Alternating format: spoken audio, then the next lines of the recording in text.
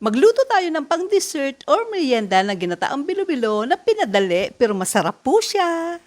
Gagamit po tayo ng isang cup na glutinous rice flour. Lagyan natin ng isang cup na tubig. Pero tansyahin nyo na lang po ang tubig hanggang maging ganito yung mixture. And then i-roll na po natin sa maliliit na bilog yung ganito po. Pero nasa inyo na rin po kung gaano kalaki yung bilog na gusto nyo. Pero yung sa akin katamtaman lang.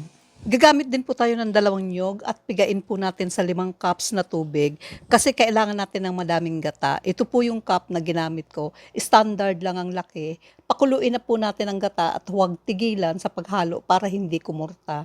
Lagyan ng brown sugar, 3/4 po ang nailagay ko. Pero depende sa inyo kung gaano katamis ang gusto niyo. Kapag kumukulo na, ilagay na natin ang vanilla essence and ilagay na rin natin ang gabi, kamuting puti at kamuting orange. Pakuluin natin ng ilang minutes sa medium heat lang and haluin from time to time para hindi masunog yung ilalim.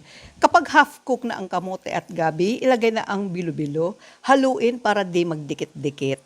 Once luto na ang bilo-bilo, ilagay na natin ng saging na saba, cook for few minutes, tapos para creamy, lagyan natin ng coconut cream, and para mas thick ang sabaw, maglagay ng glutinous powder na may tubig, and pakuluin for few seconds, and ready to serve na ang pinakamasarap na ginataang bilo-bilo ala Mayla. Kainan na! Tara!